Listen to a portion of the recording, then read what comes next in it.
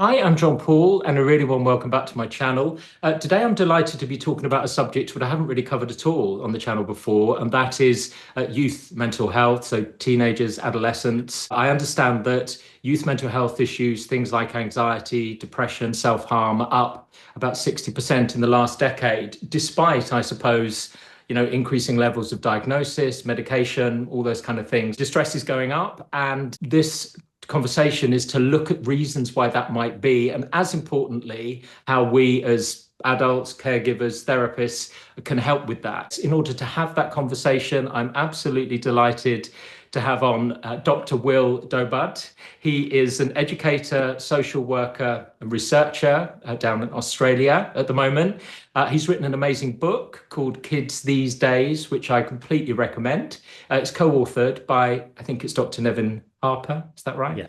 Yeah. And that book is about exactly this subject. So, looking at the reasons why distress is at the levels that it is and how to help, I guess. I mean, Will's going to talk some more about and tell us some more about himself, but he also specializes in outdoor therapy, which again is not something I've talked about before and is a fascinating subject too, I hope. So, we're going to talk about that as well. Will, thank you so much for coming on. I really appreciate it. No, I really appreciate being here. Thank you so much for the opportunity. And I know we've had this scheduled for a few weeks, if not more, way more than that. And so I've loved actually catching up with your work and your discussions as well. So what you've had, what you've been putting out there. So I'm really excited to chat with you. Fantastic, thank you. Okay, can we just start by looking at just tell us a bit more about yourself and also how you came to write the book. Sure. So I grew up in the States in Washington, D.C. area.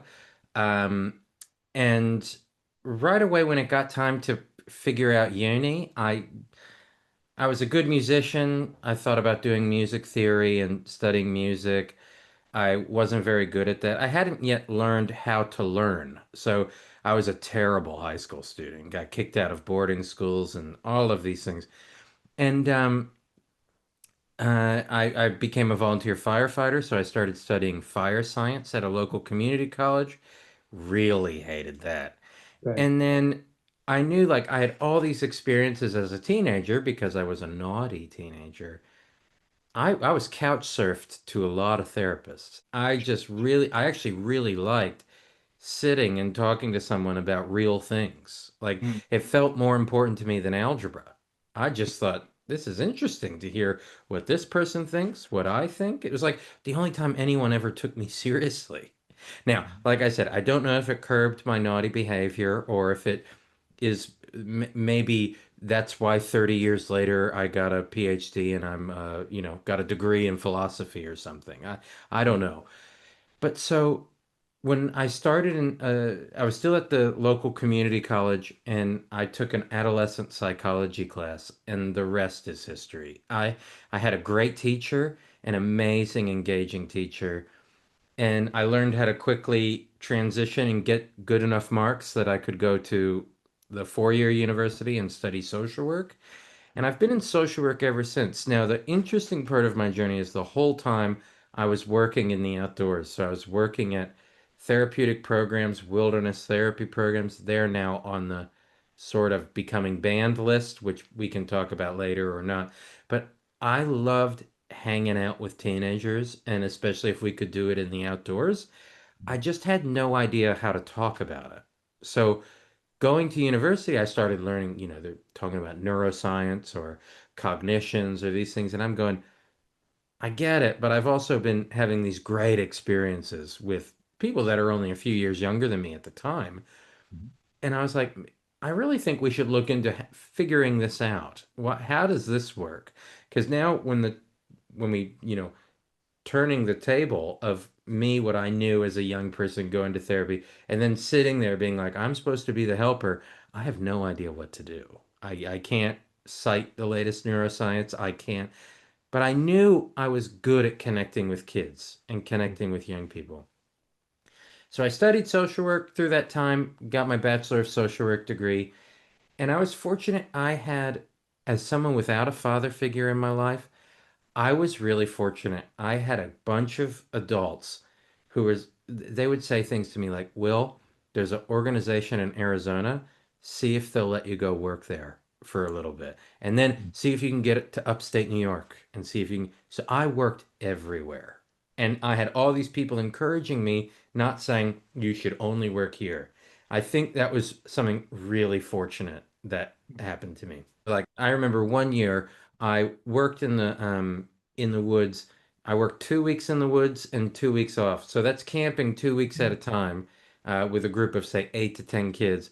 And I worked at a bunch of different organizations and I made $25,000. And let me tell you, I thought I was the richest person in the planet, right? Wow. Little did I know, not even close. You know, I was making Burger King wages. So I loved it. I was so happy. I loved being outdoors. Obviously, my long-term girlfriend at the time, that ended because I'd rather be camping with these naughty teenagers than, you know. So it changed things. But then I met my now wife, Renee. Mhm. We met in Alaska. She works in travel. She's from Australia, so she said, "Come visit me in Australia." 15 minutes down the road was the largest adventure therapy nonprofit in Australia. So I started working there and I went, this is totally different cultural context. I Mm. don't even understand anything about this culture. And so it opened my eyes to this idea of culture and therapy that people, like if everyone listening to this, if they closed their eyes and thought, what's the most healing place of to go out into nature? Most of us don't think of the Sahara Desert or Antarctica or the North Pole. We think of places we usually know or places that we've been to. Like we think like, oh, a nice beach on Hawaii in Hawaii. Yeah. And so I went, oh, culturally, this is very different. This changes my perspective of what I've been thinking about this work. And so that kind of really led me into the world of talking to the adventure outdoor therapy researchers. And that's where I met Nevin. Now, Mm. this particular book, Kids These Days, came about. We were at a conference, oddly enough, in Norway. And I had finished an academic book previously. And we were sitting together at night. It was the summertime in Norway, so there is no night. So we were up way too late past our bedtime, sitting and talking. And Nevin said, look around us. All these outdoor therapists are here. And just look at the world. We have more therapies than ever. We have more therapists than ever. We have more diagnoses sometimes go up, sometimes go down, but we've got new ones that are pretty ridiculous. And still, everything just seems to be getting worse. And we should look at this. Yeah, I mean, it's a great book. And we'll come on now to talk about lots of the things that are in it. I think, and sure. it's a very hopeful book as well. And a lot of it is focused around the role of adults and caregivers, isn't it? Yes. Absolutely key, vital role that we can play. Just looking perhaps at some of those ways in which, or the things that perhaps are causing some of the distress for young people. I think most people would probably, a prime suspect would be social media. If you were to ask a Yeah. lot of people what has been the change, I mean, there's always been distress in terms of going through that process of adolescence for young people. But if you're looking at levels now, a lot of adults would probably identify somewhere social media, technology, digital, even the media as well, and access to all the different stories around the world, which are most often Yes. distressing. One of the things that you talk about in the book is there are bans on social media in schools and phones. And that you don't necessarily think that's a great idea. I don't want to put words into your mouth. And we Yeah. should be looking a bit more at how to integrate digital media into young people's world rather than banning things. So we don't want it to interfere with development and distress, but also it's potentially a fact of life. So how do you integrate it into life? So I don't know what would you say about that generally in social media? Because I think it's something a lot of parents, caregivers would have a would be thinking, should I let them have a phone? Should I not? Should I restrict the amount of time? Should I restrict certain apps? All those kind of things. I think the answer to all of those questions is probably yes. If we're thinking, should we restrict, should we put limits on things? The answer is yes. The Mm, hard part for me when the bans started coming out, and especially, I mean, I think we will look back at 2024 as the most sensationalized social media is going to hurt everybody year that has ever existed. I mean, the most popular nonfiction book of the year, The Anxious Generation, comes out in, I think, April 2024. And Australia, by November, has a federal legislation to no social media for kids before they're 16. There's so many places pushing for phone-free schools. mm, And I'm sitting there going, and the wait list to see a clinical psychologist is still over 100 days. mhm, I'm going, if this is really about mental health, there's a trillion things that we could do mm, before worrying about phones. Now, to adults, I totally empathize with this all feels right. It we've all seen kids glued to their phones. We've all seen the horrible things on social media, from watching mm, violent crime to horrible pornography to sexual exploitation. Like there's horrible things out there. And so I just and maybe this is me as sort of my Americanism coming out, that there was a bit of me that thought, are is this just going to give a false sense of security to parents that the government will take care of this? mm, Because we could string a long laundry list, and there's many receipts available for when the government did not take care of what they should have. Like this should have been policed a decade ago, sure. and it wasn't. And so there was a bit of me that was really cautious about, usually when you prohibit things, bad guys get more powerful. Mm, Now, at the same time as that sounds pretty alarmist. The other part I thought is, why just the kids? Why are they the ones getting punished? Like, we can't all handle 24-hour news, let alone 24-hour social media and the infinite scroll and all of these things. And uh, uh, I was at a conference in New Zealand over the weekend, and there was a PhD student there, and he was talking to me about the when the kaleidoscope came out. And so the kaleidoscope, when it was invented in the early 1800s in England, it was mirrors and light, and you twist it, and it's an infinite source of attention. mm, And people were walking into walls because they were walking around looking through a kaleidoscope. This sort of narrative that the kids won't be able to handle this has gone on for centuries. mm, That was the part where I was going, you know what? The truth is, social media really stinks. I also think the kids will probably be okay. They'll probably handle this. mm, And so that part really stuck with me in kind of the final part of our writing. Like we had written about social media and technology and how it harms the brain and um, hijacks our dopamine systems and all of these things that happen. And then the second it turned into bans, I went, whoa, whoa, whoa, hold on a second. It seems like a, a clever story that we've crafted, that the kids can't handle this. Now, one of the things that's only happened recently, this is after the book came out, that some of the data keeps coming out about the impacts of the phone-free schools. Again, I'm not judging that because that feels right. Grade point averages hardly budge. Kids are getting renting more books from the school library. I think we'll all agree that's a cool thing. Getting reading rates back up. Um, in Florida, in County, Florida, where Orlando is, bullying rates increased, rates of school suspensions increased, and These are like maybe that with banning phones when they were banned. after the year after banning phones, Mm, me rates of mental health referrals increased in that one county by more than 1,500 students. So there's a bit of a knee-jerk reactions usually aren't good for anything. sure. And kids are usually the warning sign of when we're knee-jerk reacting something. Mm, Now let me speak to the adult perspective here. Teachers, teachers are the most important profession in the world, besides parenting.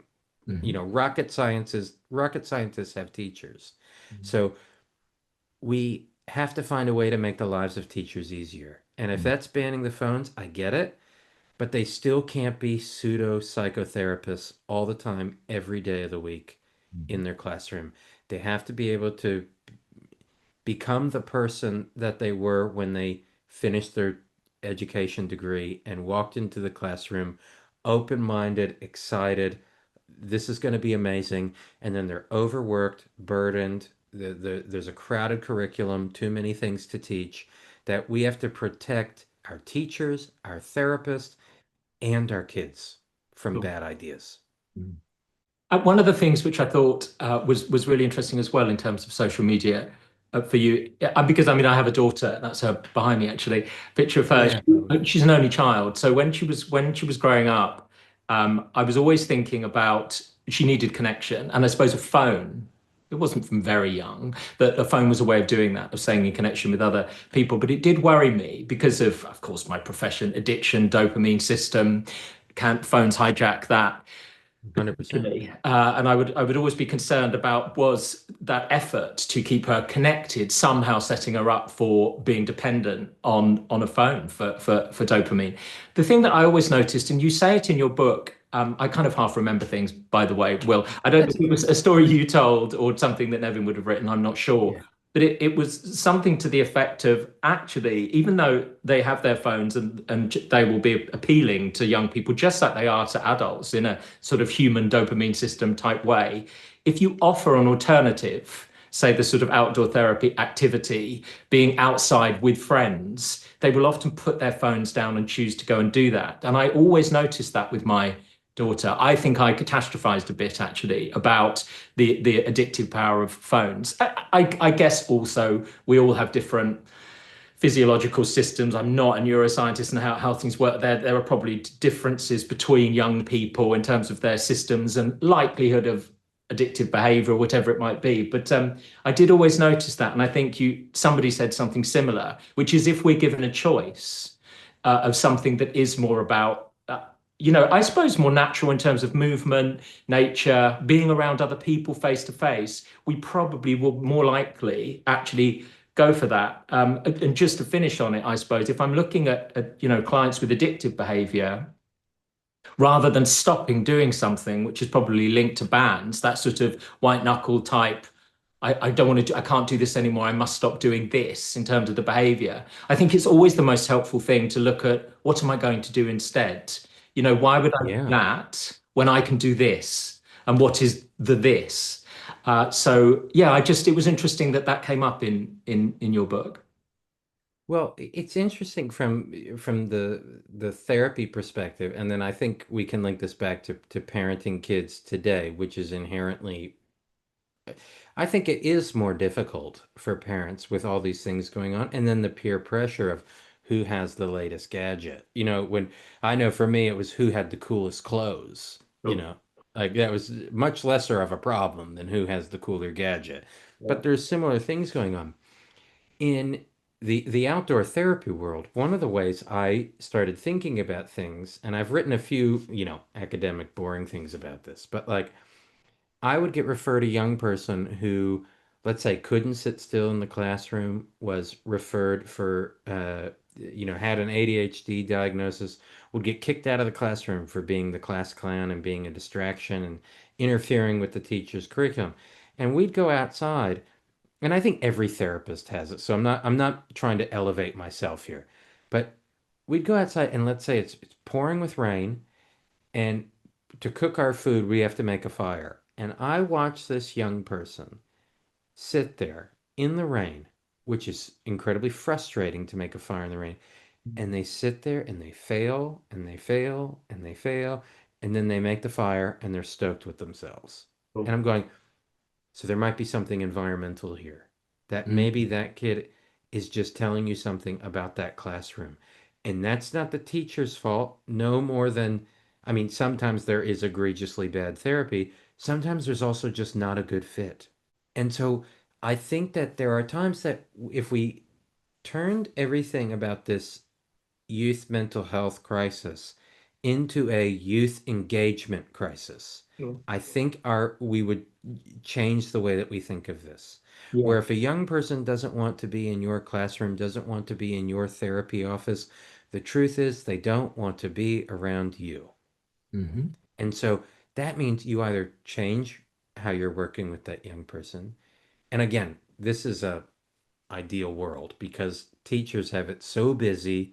It's hard with 30 kids in a classroom to go, I need to focus my hardest on the two that are the most disengaged. Mm. But I didn't write this in the book, but it's something I've been thinking about recently that, when you look at the data of what young people are saying, what they're experiencing, one of the saddest to me is that they're telling adults that in research projects that they're lonely, that there is this loneliness epidemic. Mm. And I'm going, but for the most part, they're all at school, surrounded by hundreds, if not thousands of kids, surrounded by hundreds of adults. Yeah. What are we all missing here? Hmm. Like, that means they're present. Yeah. Like, maybe not psychologically present, but they're physically present. And we might not be picking up on, hey, go spend some time with that kid and Hmm. talk with them. And in Yeah. residential care, I mean, Bruce Perry has written about this as well. When kids are removed from home, many of them become really attached to like the landscaper because that person has nothing to gain from being nice to the child. Mm. So the kids start hanging out with people who aren't the therapists, who aren't the educators. So I think if we turned it around from there's a problem inside the brains of the kids to we have an engagement problem here. I think we start looking at this really differently. That we can really change it really simply. Now, for parents and the phones, I think there's simple things we can do without being too prohibitionist as well, which is try to find time a few days a week just to have dinner together Sure. and give kids something to talk about, ask them questions, also complain about your day a little bit as parents, like be real for a second, Mm. bring friends over that can sit at the dinner table and they can complain about their day and talk about how we're all real people going through tons of stuff. And I say this to therapists when I'm talking, all of us remember as kids when we would go to a grocery store and you'd see a school teacher and you'd go, wait, you leave the mess room. I don't get Mhm. it. What's happening here? Why are you outside of the school? Like, you don't have a life. Like, try to do the opposite of that. Give them some more of you as the real person.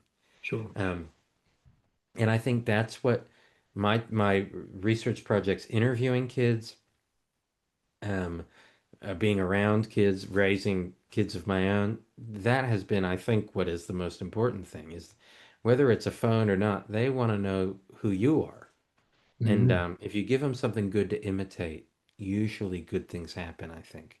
Definitely, definitely. Look, I mean, we'll come on to that a bit more, talking about that human connection and the kind of heart to heart, happiness is love, Yeah. those kind of things, Yeah. in a bit. The thing that I'm interested in there as well is the extent to which it is almost, but well, it is entirely based on an assumption that the adult has is set up in that way in order to do Yeah. that. It's really interesting to look at, at the capacity to love, even in adults too, and how we develop that.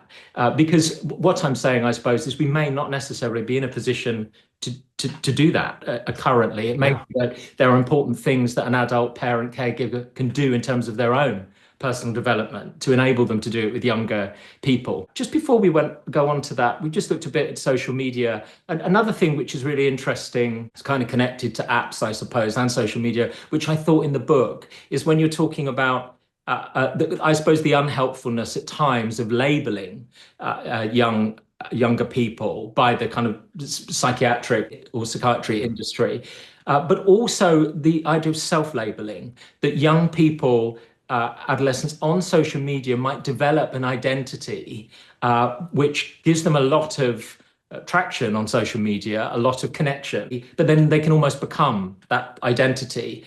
younger people are all trying to form an identity. All human beings are, aren't we, throughout life? And Mm. you know, the importance of asking, who am I, rather than necessarily something like, how do I identify? I thought that was an interesting thing which you covered in the book.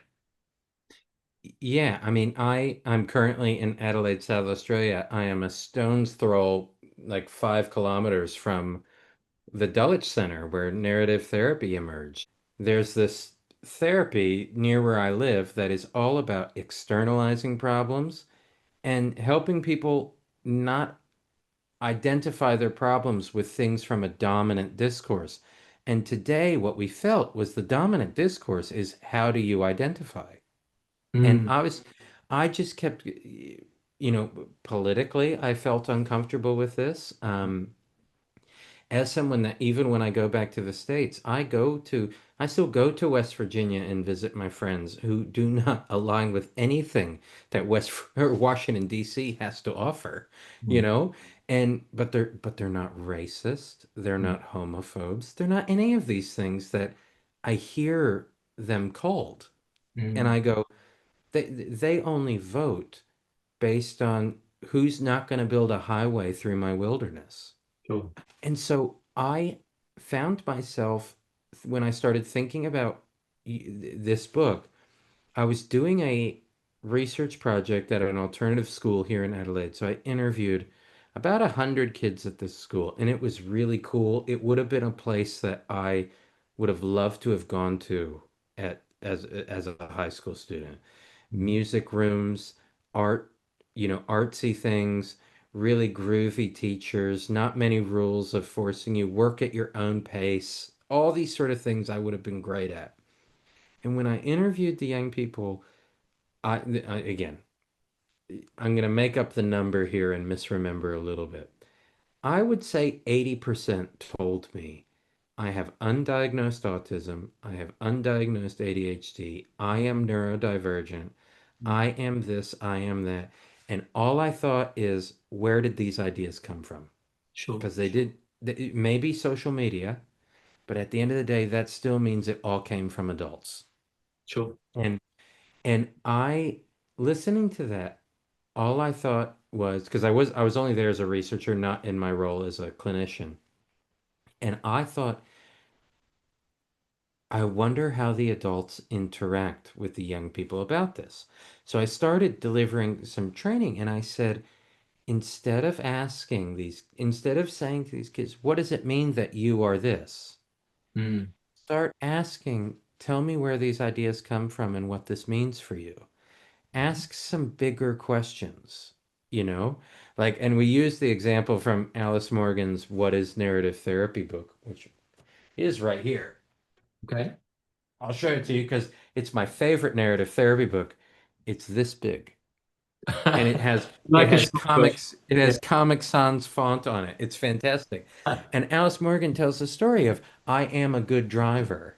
Now, questions do any of us have to be asked before we realize we're probably an average driver of a car? Mm, Like yeah. everyone's had mess ups and muck ups and all of these things.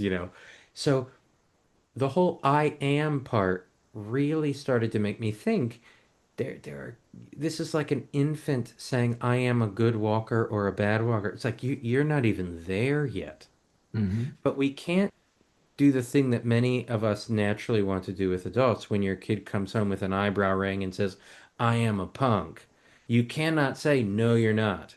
Mhm. Because what's going to happen is you're going to have a little Will Dobud who is more punk and just doubling down on how punk rock they are. You have to listen and let them adventure in that journey of identity. But there's this zooming out to the macro part, the issue that really caught my attention as I watched our field of the psychotherapy world, the most popular therapies need to have the problem. Whether it's eye movements, you need to have trauma. If it's CBT, you need to have depression and anxiety. If it's dialectical behavioral therapy, you need to have borderline personality disorder. So for the treatment to rise to the top, we have to have the label.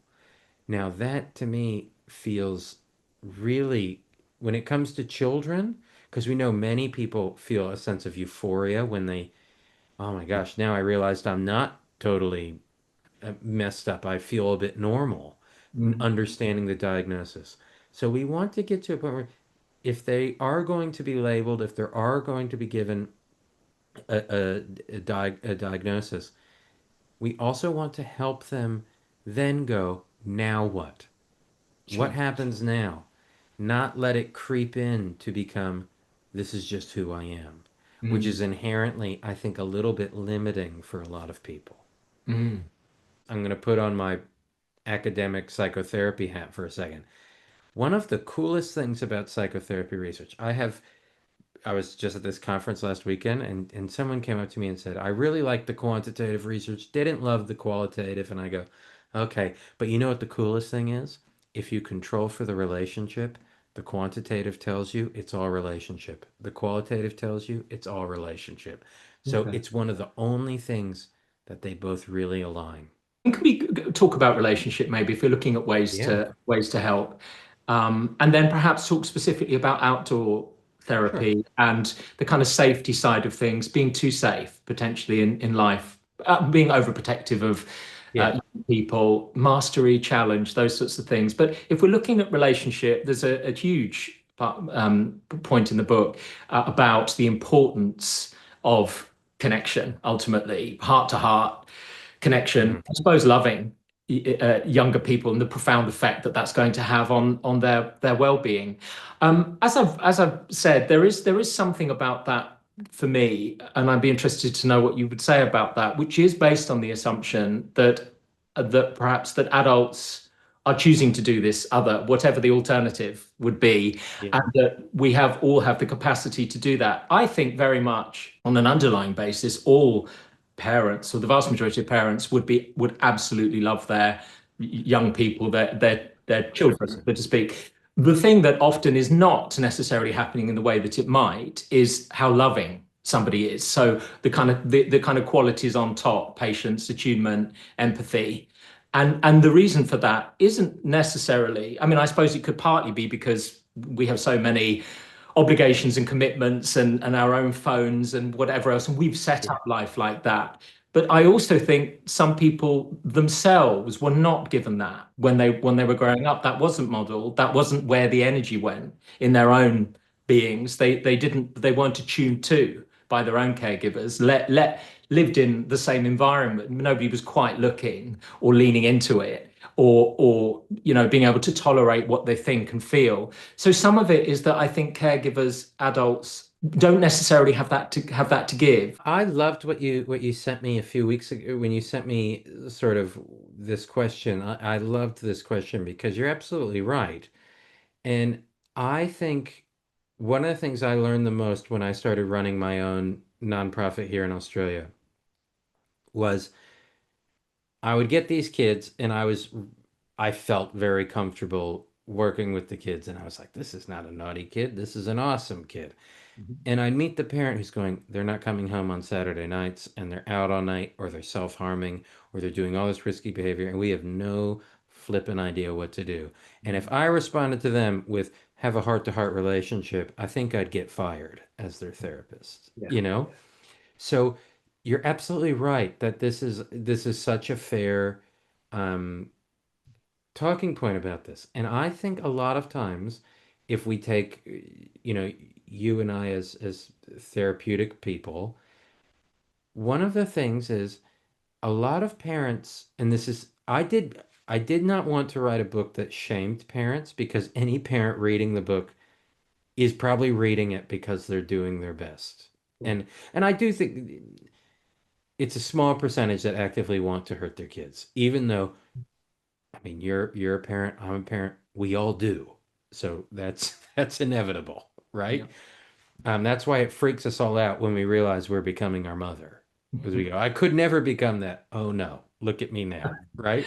Um, but one of the things is I found in my practice with families, it very helpful to give parents things to do and not tell them what to do, but give them things to look for, to look at, and then they can notice something and maybe they can work with that in their own way that they're going to parent.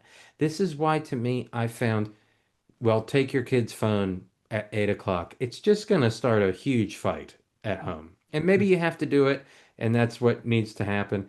But I would say things to parents like, I can see your kid next week for our first session, but before we do, us therapist people, we're really good at helping.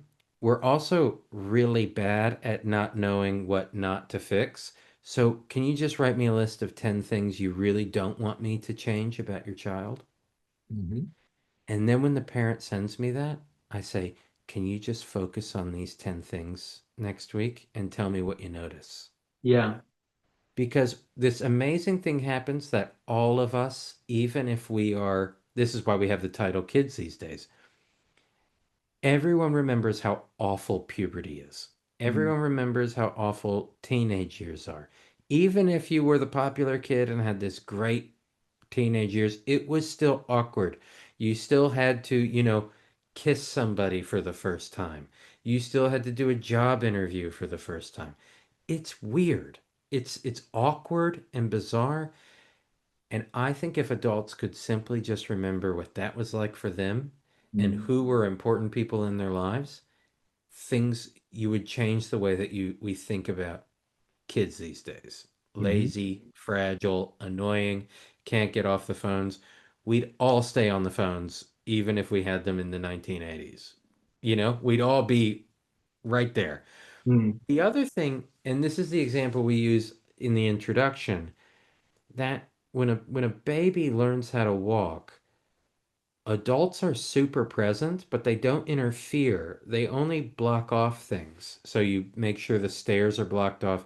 You make sure sharp edges of tables are blocked off.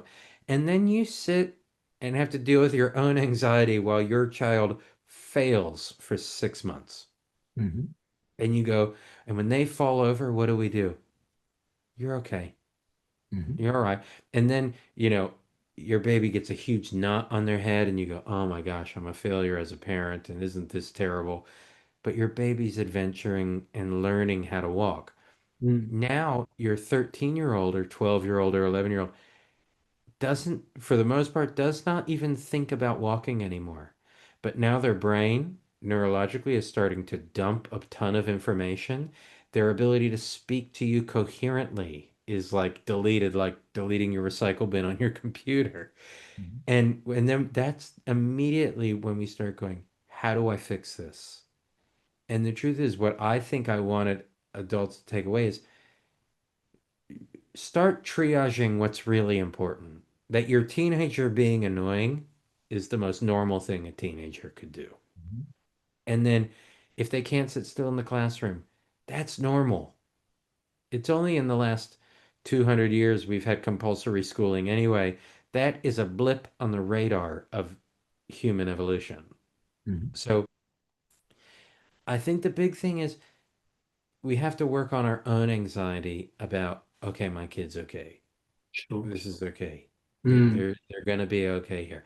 I know for me, my anxiety when friends of mine bring over their new baby and their baby is starting to eat, as someone who worked on an ambulance, watching a baby eat, my anxiety is through the roof. Mm. I'm just going, what was that cough? What was this? And the mother's going, Will, it's fine. And so I'm watching these adults who know their baby, and then I think the next step of that is know your teenager. And that Definitely. means, yeah, Yeah.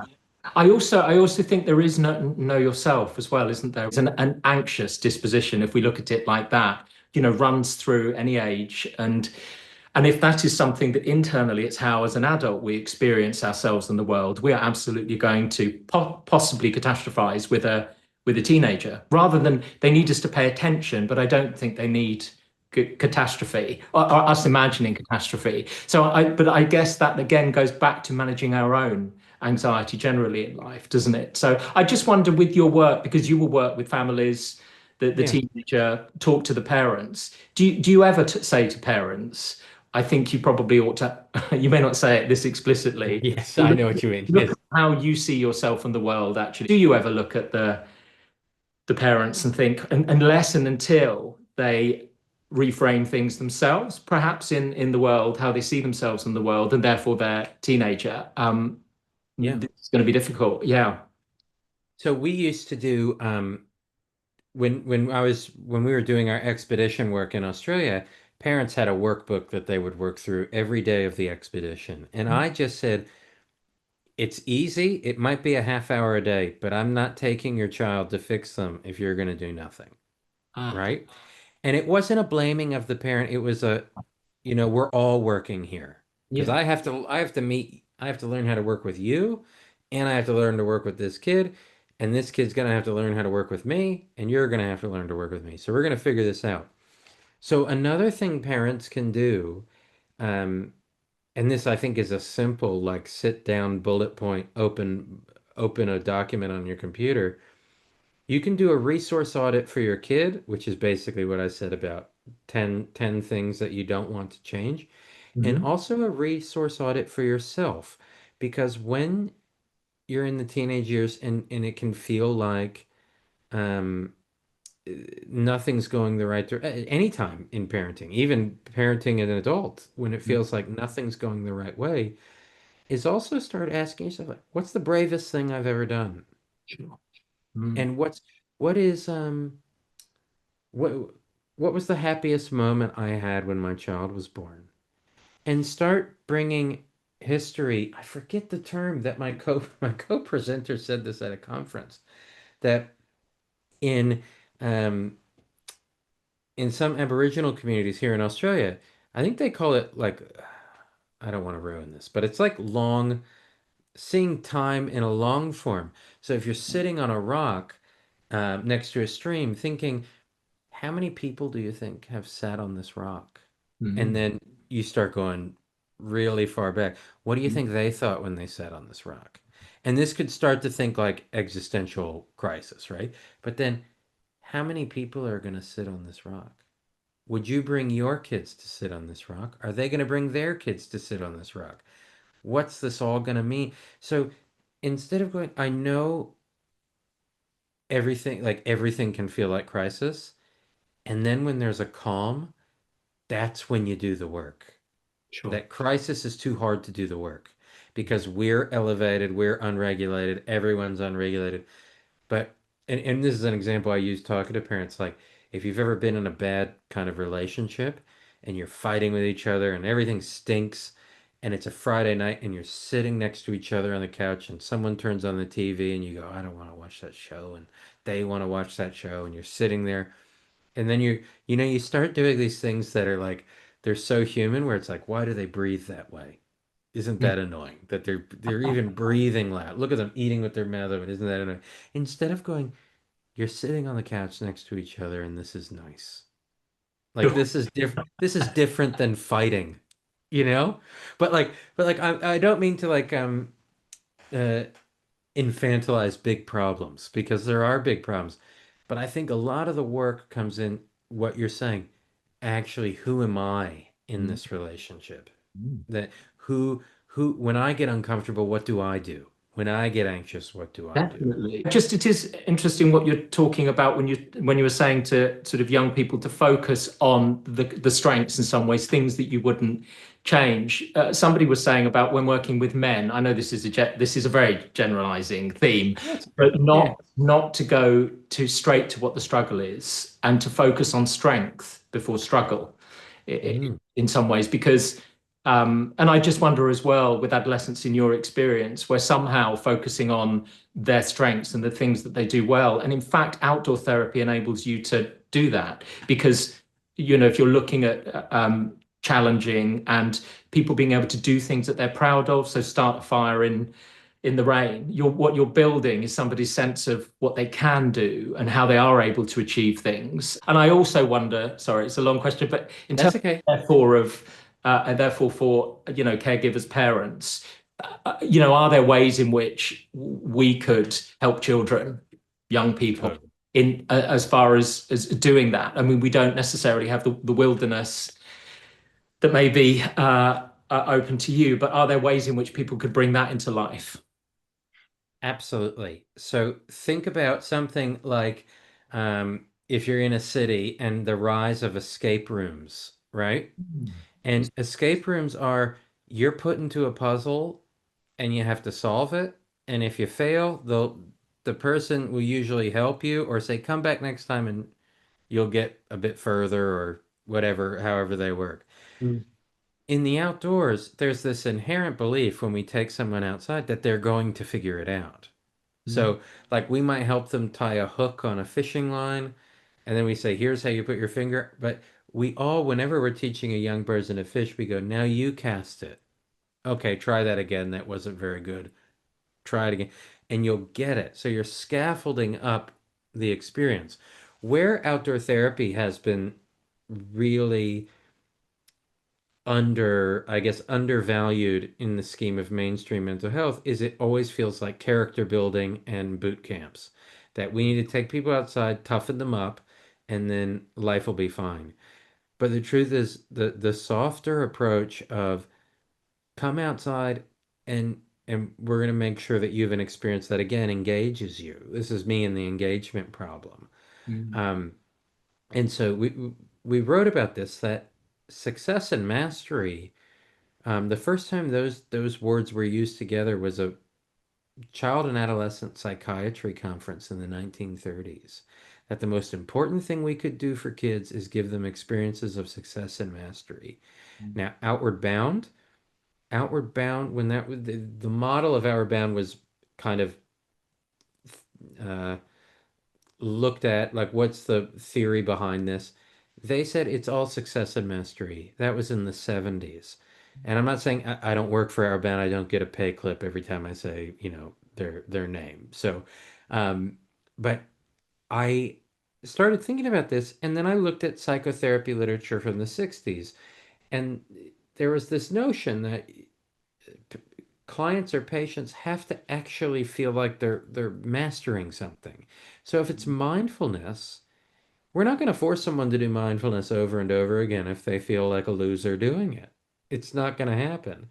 Mm. And also, we're not going to force children to sit around in a long-term analytic relationship with a Freudian figure, having 4-hour sessions about their, staring at the ceiling and laying on the couch. We need to actually tailor these things to what makes people feel more masterful. Now, you brought up like working with men, and I know not all soldiers are men. When it comes to working with veterans, for some reason, outdoor things are far easier to convince third-party payers to pay for. In Australia, we have surfing with veterans, young people with disabilities, riding for the disabled. We have horseback riding. We have all these ideas where we go, oh, this inherently makes sense. But the second we put the problem as in between the brain, we start thinking medicate or sit and talk.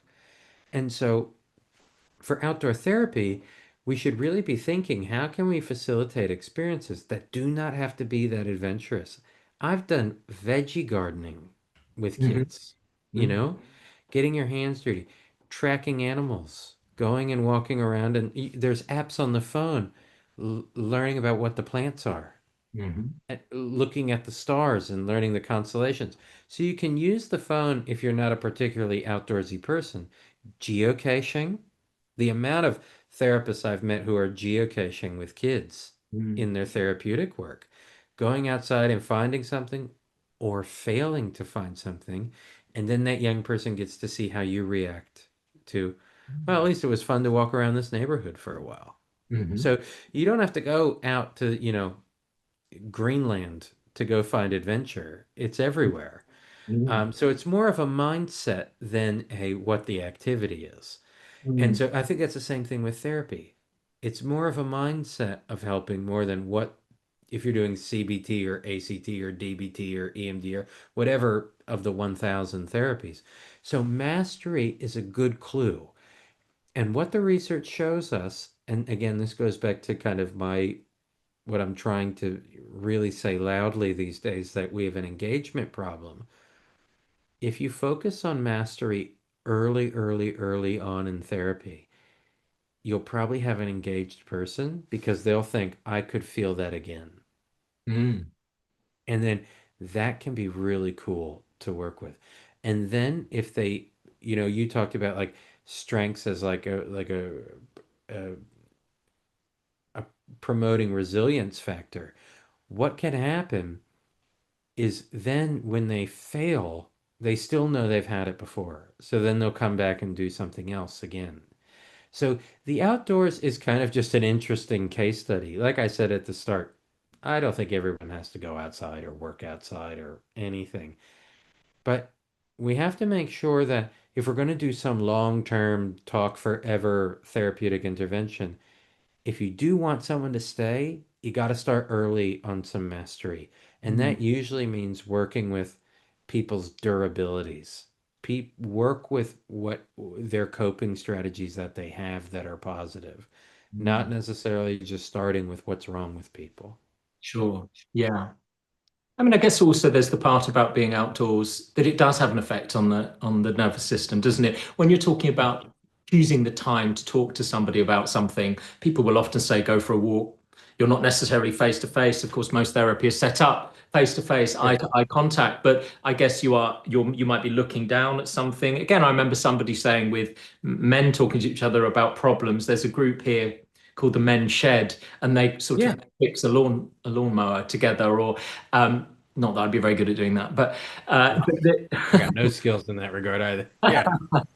but there is something about nature of itself will probably calm someone as well, won't it? If you're looking at being receptive, even acknowledging their own strengths, listening to what's happening, I think those things people are probably more receptive and calmer within natural environments. Well, can I add to that too that like I am not an EMDR practitioner and I am at times very critical of the marketing of EMDR. Not critical of the practitioners, but the marketing. One of the things in EMDR they talk about dual attention, Mm, right? That while your eyes are moving, there's this dual attention, and then that's after that I get kind of lost in the story. And I'm mm, sure I'm going to get hate mail for this. But I will say, as someone who has worked in out of home care, has worked in foster care, has worked in residential treatment, has mm, worked in schools, I have walked into schools and seen students playing cards with somebody having the deepest emotional conversation in the world. If you mm, talk to anybody who works in out of home care, they will say, when kids get in the car with you, that's when they start talking. mm, So, you know how teachers, they say, I need your undivided attention. mm, Well, maybe sometimes we need kids to give us their divided attention mm, and they need something to do and then they'll start talking. I remember um, this young, like a 16-year-old boy referred to me. His father was a soldier and died quite young. And he was in my office like 4 sessions, and I was going, this is going nowhere. I was like, I'm stuck. He doesn't want to be here. He's been to therapy for 4 years, and we're not connecting.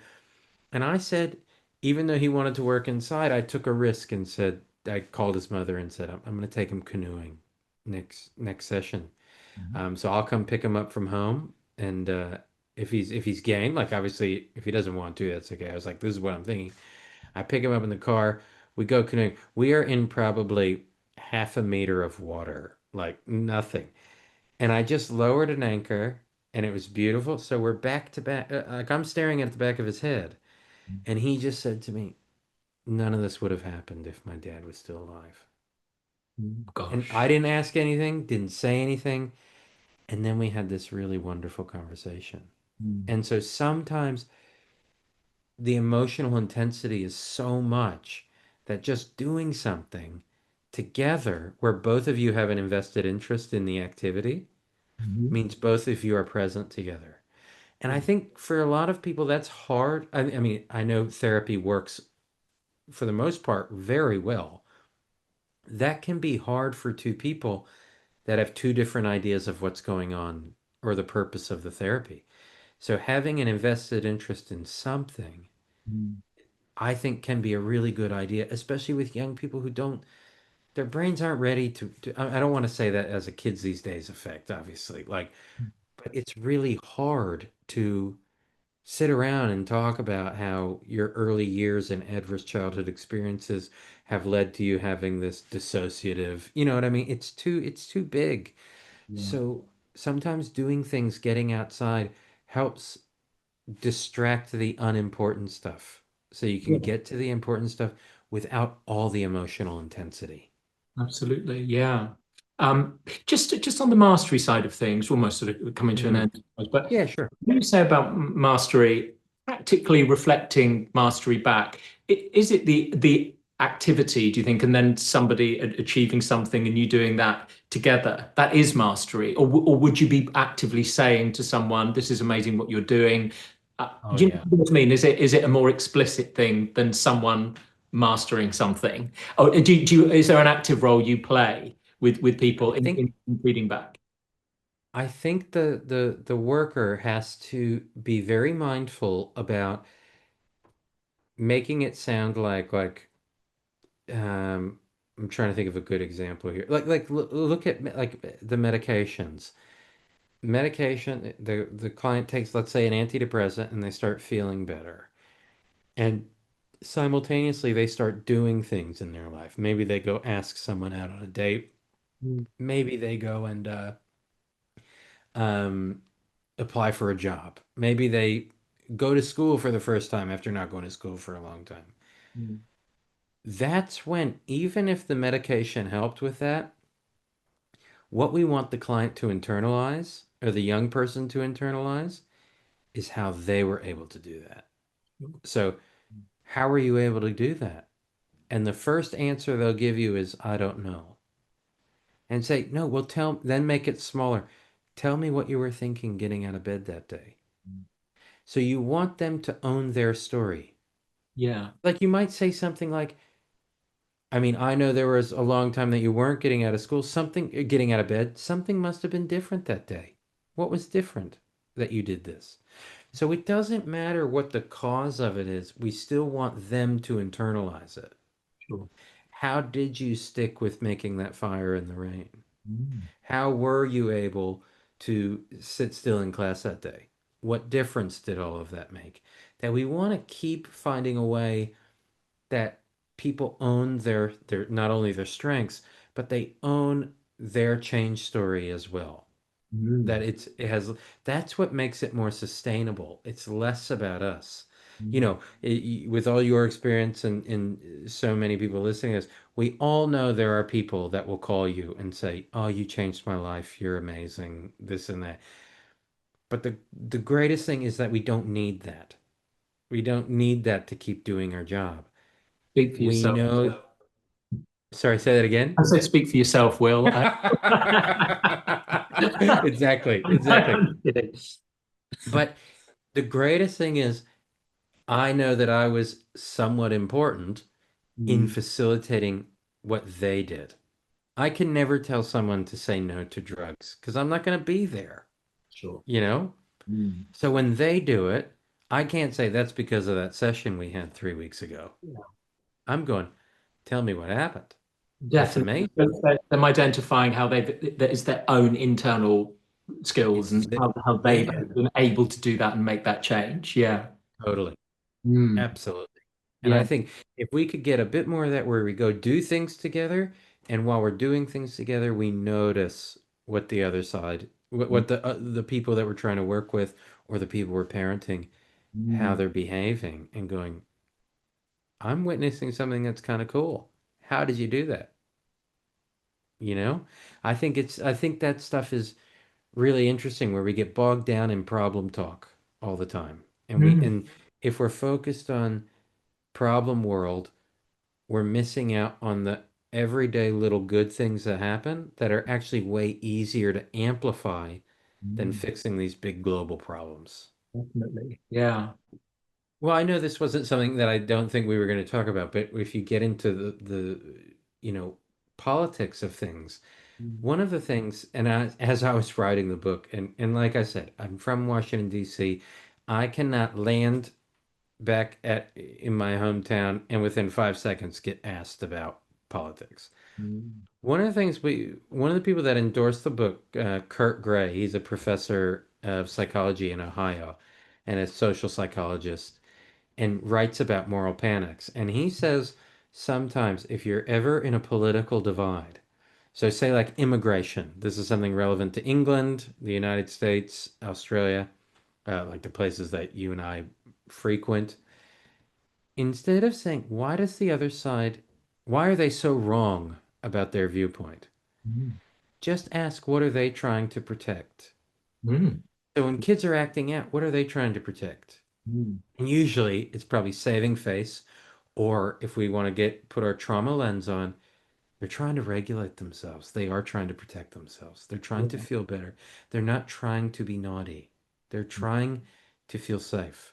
So if Mm. you ask, what are they trying to protect? Usually, if we talk about, my country, red people and blue people, Mm. if you ask, what are you trying to protect? Usually you'll find common ground much faster than, why don't you agree with me? Yeah. So it's a great question to challenge yourself when you're around young people who are struggling. What are they trying to protect? Yeah, and as you say, around anyone really, what's that? Anybody. Somebody saying what's somebody's motivation? What's the motivation for? Yeah. Thanks for everything that you've been saying. It's just been brilliant, so helpful. For me personally as a parent as well, and some of Oh, the yes. say as a therapist too. I just wonder, in terms of finishing off, whether you could just say what were your one piece of advice, which is a really unfair question. I understand that well No, to someone who has say a young person or teenager that they are struggling with, what's the yeah. one thing that you would say to them? I thought about this because I've given away all my pro tips, like thinking about what you don't want to change about your kid. And I was thinking about this, and this is probably too long of a, this is like a doorknob, the door handle conversation that we see in the therapy room. There was one year, and my stepson Lucas would have been maybe 14. I'll send you the link so you can put this in the show notes to this video. Yep. And I don't know where I saw this on social media. So this is probably 8, 9 years ago. It feels like it's probably not that long ago, but we, I saw something online about celebrating every day. Mhm. And Lucas and I, we tried to do every day, which inevitably was hard. So we maybe did over I think like 120 days where I went to a website of whatever national day it was. So it could be National Eat an Apricot Day. And we'd Okay. go to the grocery store and eat an apricot together. But every day has like 40 Mm. things. And so we woke up every day and we filmed all of them and put them on social media. Mm. But there's funny ones like National Batman Day. Well, watch a Batman movie with your kids on that day. Mm. Like National Treasure and Antique Day. I don't know why this one came in my mind. We just called my mom over and over in America until she woke up at like 4 a.m. and we Mm. said, we just had to treasure an antique. Okay, you can go back to sleep, mom. See you later. Like, so it just got us being creative and having fun together and Yeah, yeah, yeah. doing really goofy things. Like, Mm. and there's very creative, goofy ones, and we had a lot of fun with it for a whole year. Mm. Just and it wasn't hard work. It was just like it was something we had to tick off. We tried to tick off every day. Yeah, Like one of them is like National Beer Can Appreciation Day. And so Lucas came in with a beer from the fridge. He said, "Here you go." And I said, "Thank you." And he said, "I beg your pardon." He said, "You better appreciate that, you know?"